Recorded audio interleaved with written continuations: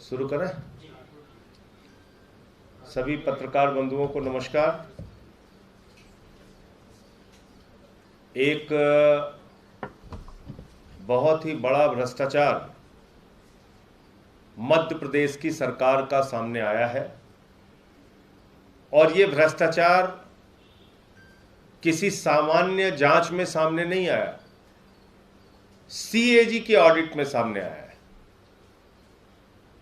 और भ्रष्टाचार हुआ कैसा है ये अगर आप सुनेंगे तो आप हैरान हो जाएंगे। आंगनबाड़ी में, आंगनबाड़ी केंद्रों पर राशन पहुंचाना था, राशन, और उन आंगनबाड़ी केंद्रों पर जो खाद्यान्न पहुंचाना था यह उसमें घोटाले का मामला है। यानी कि मासूम बच्चों को मिलने वाले खाद्यान्न में घोटाले का मामला है। और यह घोटाला उजागर कैसे हुआ? सीएजी के ऑडिट में उजागर हुआ। और कितने का घोटाला उजागर हुआ? मात्र 2 जिलों में 150 करोड़ रुपए का घोटाला सामने आया है।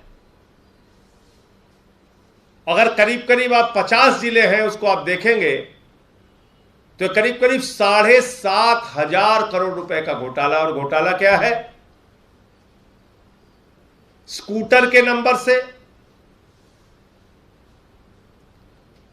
टैंकर के नंबर से, बाइक के नंबर से, तमाम कार के नंबर से, ऐसे नंबरों से खाद्यान्न की ढुलाई कर दी गई जो जांच में पता चला कि ये तो ट्रक के नंबर है ही नहीं है। तो ढुलाई होनी थी ट्रक से, ढुलाई हो गई स्कूटर से, ढुलाई होनी थी ट्रक से, ढुलाई हो गई बाइक से, ढुलाई होनी थी ट्रक से, और ढुलाई हो गई कार से, स्कूटर से, मोटरसाइकिल से। तो जब इसकी पूरी जांच हुई तो पता चला भाई बच्चों का कितना राशन गया। बोले साहब 8,000 बच्चों का राशन गया। वास्तविक दिखाया कितना गया? 36 लाख लोगों का राशन निकाल लिया गया। 36 लाख बच्चों का राशन निकाल लिया गया। 36 लाख बच्चों के राशन की ढुलाई दिखा दी गई, उसको डकार लिया गया। आज आप देखिए, इतने सारे भ्रष्टाचार के मामले भारतीय जनता पार्टी के नेताओं से जुड़े हुए होते हैं, एक भी प्रकरण में ना ईडी की जांच होती है, ना सीबीआई की जांच होती है, ना पुलिस की जांच होती है, ना इनकम टैक्स की जांच होती है, ना ईओडब्ल्यू की जांच होती है। तो इन संस्थाओं को बंद कर दीजिए।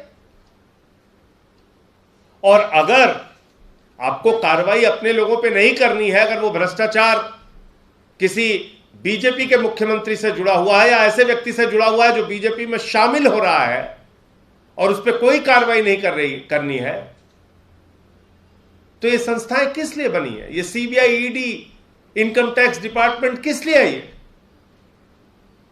ये क्या सिर्फ आम आदमी पार्टी के लोगों पर कार्रवाई करने के लिए है? विपक्ष के लोगों पर कार्रवाई करने के लिए है? सरकारों को, विधायकों को खरीद फरोख्त के राजनीति का हिस्सा बनने के लिए है ये संस्थाएं?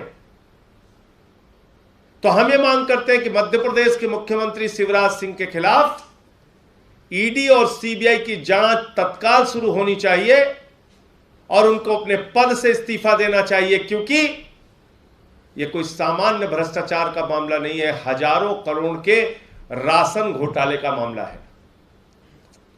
और आज आम आदमी पार्टी के विधायक दल के लोग गए हुए थे, उन्होंने सीबीआई में इसकी शिकायत भी की है। जरा सी भी शर्म अगर मोदी सरकार में है, बीजेपी सरकार में है, जरा सी भी निष्पक्षता वो अपनी अगर सामने रखना चाहते हैं देश के लोगों के सामने, तो इसमें सीबीआई और ईडी की जांच शुरू करा के और शिवराज सिंह जी के खिलाफ कार्रवाई करें और उनके पद से हटाने का काम करें। हाँ, कर्तव्य पथ सेंट्रल विस्टा एवेन्यू कैसे देखते हैं आप इसको? नाम बदल दिया गया राजपथ का। देखिए, कर्तव्य पथ एक छोटा शब्द नहीं है, बहुत बड़ा शब्द है। इसका अर्थ बहुत बड़ा है। पिछले 8 वर्षों में किस कर्तव्य पथ पे मोदी सरकार चली है? क्या इन्होंने देश के नौजवानों को 2 करोड़ नौकरियां हर साल देने का कर्तव्य निभाया? क्या इस देश में महंगाई की मार झेल रही जनता को राहत पहुंचाने का कर्तव्य निभाया? क्या किसानों की आमदनी दोगुना करने और उनके फसल का दाम देने का कर्तव्य निभाया? क्या व्यापारियों की जिंदगी में सुधार लाने का प्रयास किया? क्या छोटे व्यापारियों को राहत देने का काम किया? क्या बुलेट ट्रेन का वादा यह सरकार पूरा कर पाई? मैं पूछना चाहता हूं कि मोदी सरकार ने विदेशों में जमा लाखों करोड़ रुपए का काला धन हिंदुस्तान लाने का जो वादा किया था, क्या अपने उस कर्तव्य को उन्होंने निभाया? तो देश के साथ धोखा पथ पे चल के मोदी जी कर्तव्य पथ का उद्घाटन कर रहे हैं। यह देश की जनता देख रही है। जो सरकार 6.5 लाख करोड़ रुपए की भारत सरकार की संपत्तियों को बेचने का काम करती है, वो अगर कर्तव्य पथ की बात करती है तो एक कर्तव्य पथ का उद्घाटन एक रश्मदायगी हो सकता है, लेकिन 8 वर्षों में अपना कोई भी कर्तव्य मोदी सरकार ने देश की जनता के प्रति निभाने का काम नहीं किया है।